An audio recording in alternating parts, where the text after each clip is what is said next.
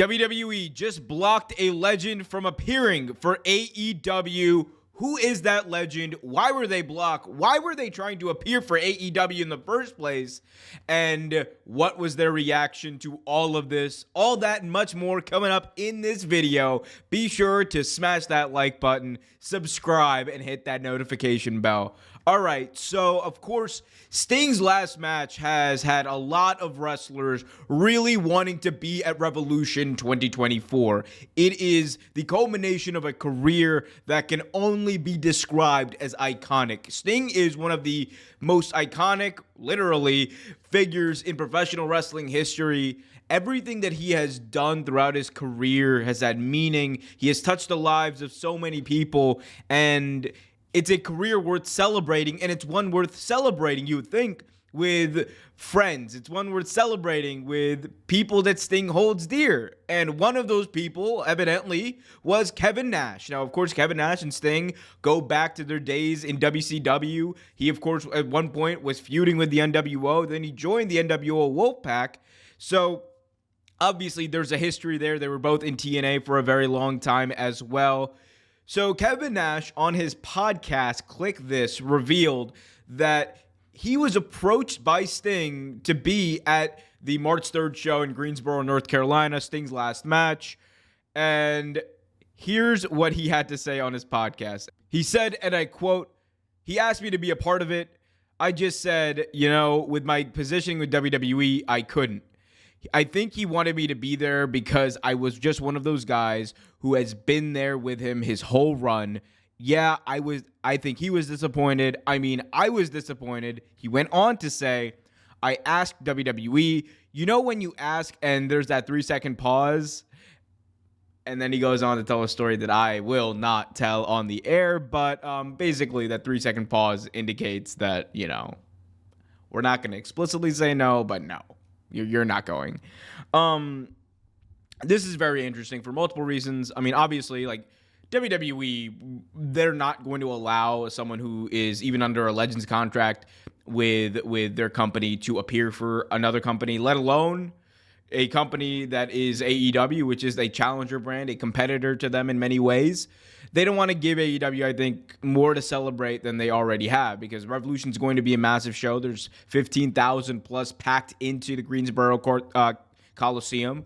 So in their view, I think for WWE, they're looking at it like, why would we add to this? We're not going to do that.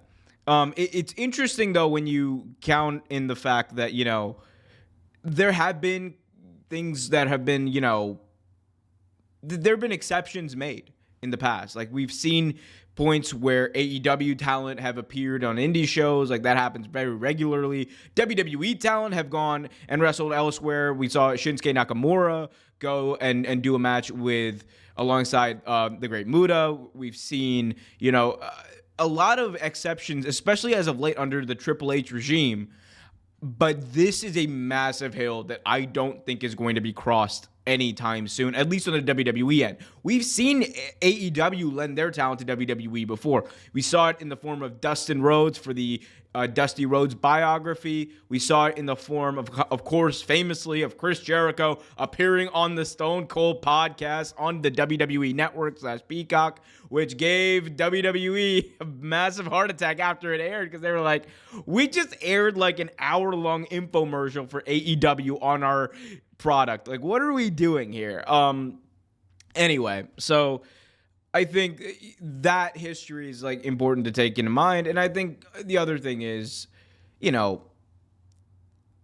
understand that there's competition, totally understand it, and you don't want to give someone a leg up.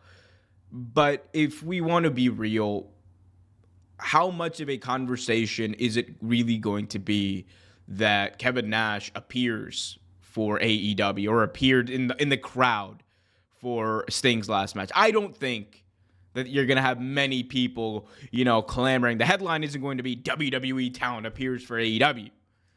The headline is going to be Sting's last match, So it's interesting to me that this move would be blocked, especially when you consider Triple H someone who has been more open, especially since the previous regime. He's been more open to having talent appear for other companies, having relationships with other companies, and you would think that maybe this would be an exception. If there were ever an exception to this rule, it would be this. It's Sting's last match. It is someone who has done everything and anything in this business. It is his last hurrah, his final match. You would think that having his friends, having people who have been important to him in his career around him would be something that, you could kind of overlook in this instance.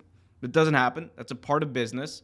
But I don't know. I mean, again, whatever the right decision is or not, it doesn't matter because it's not happening. But I think in the future, we would hope that even for AEW, going back to WWE, that thing is able to happen. Like we want to see in these big moments when people are retiring or when people are having final matches or in big moments like Cody's big moment at Mania last year, who were at ringside. Amanda Huber, who is under contract with AEW. She works for AEW. And Brody Jr., who, of course, he's not under contract with AEW. At least I don't think so yet. But he's not under contract with AEW. But, AEW affiliate, not talent, but family. He's part of the AEW family. And he was there to cheer on Cody at Mania. And I think it would have been nice to see a Kevin Nash. It would have been nice to see other people who were very close to Sting's career at ringside or just, in the crowd or just there at the Coliseum to cheer him on. But it's not happening. It's the way of the business. Let me know what you guys think, though, about all this in the comment section below. Also, be sure to smash that like button, subscribe, and hit that notification bell.